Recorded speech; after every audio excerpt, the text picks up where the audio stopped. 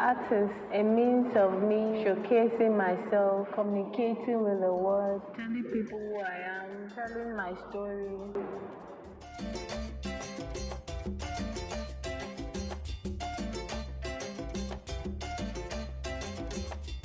We as human beings, we move.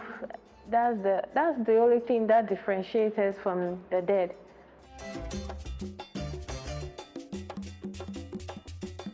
I'm a visual artist based in Ghana, mostly figurative painting, and also a textile designer.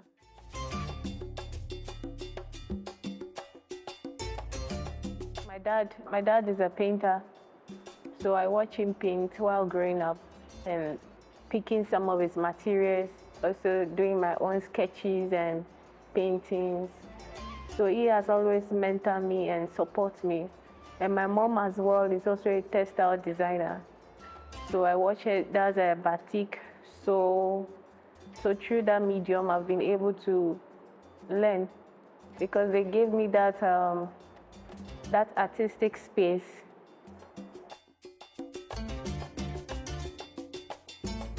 So I started from there, and also secondary school I did art and participated in several art competitions in secondary school. Then I went to Yabatech.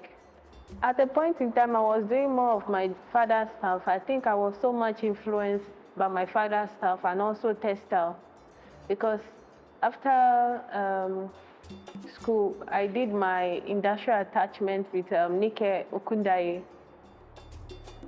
So I did a lot of textile designs, textile workshops, and I also went down to study more about the indigo dye, the use of the indigo dye and adire, the African motif and the local textile symbols that speak to the Yoruba people.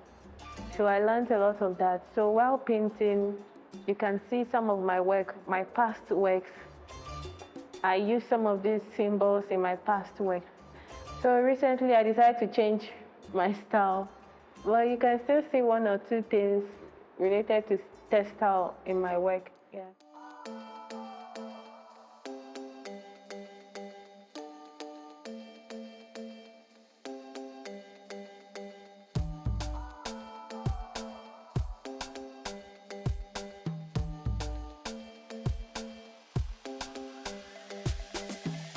I remember late last year, I came across this photographer's work, Okobe, based in London.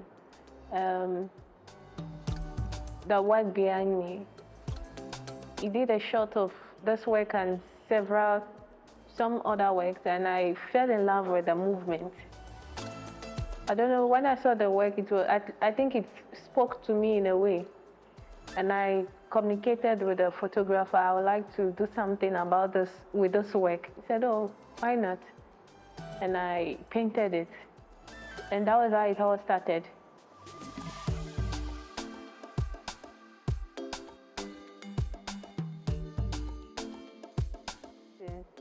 Then few other work were from inspiration from Ifua Sutherland.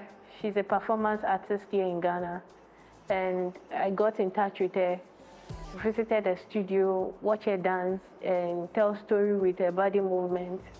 And I was able to capture that, since dance is fluid and you can capture it through photography, painting, or sketching.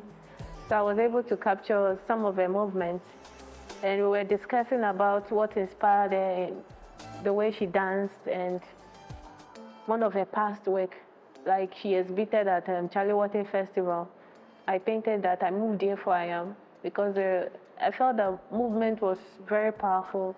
And she told me the story behind it. I talked about failed government in Ghana, whereby the government refused to fix the road that leads to flooding. And so you can, apart from dancing, you can tell different stories with your body. You can talk about politics. You could talk about social life. You could talk about so many things. Well, I say create this awareness that we just don't dance for dancing's sake. We pass a message across, we tell a story across, and we don't know, most of us don't know that these are daily ritual we perform on our own. Like you wake up in the morning, trying to, you are yearning and like, oh, you are so excited, you are awake, moving your body, or you giving your mom some presents and she's dancing, thanking God. So we as human beings, we move. That's the only thing that differentiates us from the dead. So I felt, oh, there's so much portrait painting. Because when you see most of the paintings recently, a lot of portraiture, and like I wanted something different, something that will communicate more with the audience, and something you can feel, maybe it draws you into it, and you feel yourself doing the same thing. So every painting here tells a story.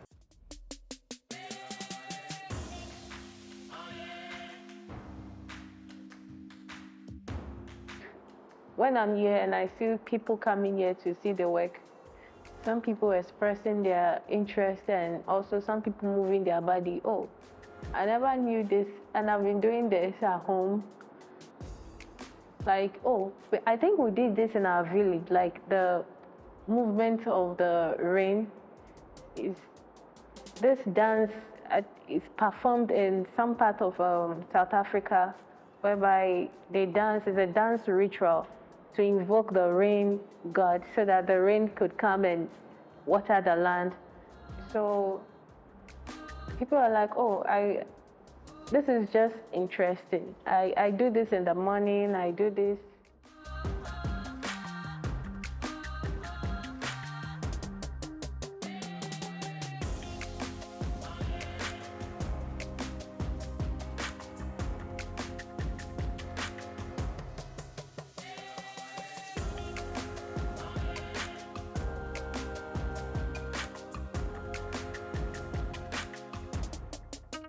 And also female artists who are also being known in the industry should try to also support their fellow female artists.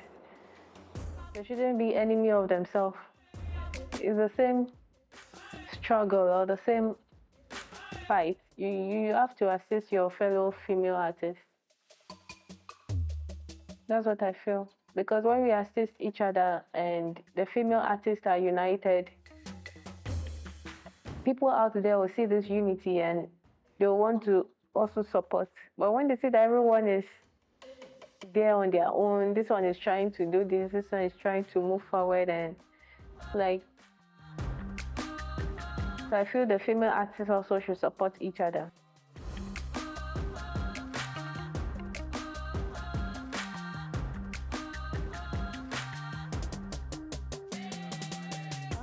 It's my dream one day that as a female artist, as time goes on, I don't know how to put it, but I feel they'll get to a stage whereby I feel I need to get like other female artists who are well known, organize like workshops, and they get to talk to younger female artists coming up to encourage them and also inspire them, tell them not to give up.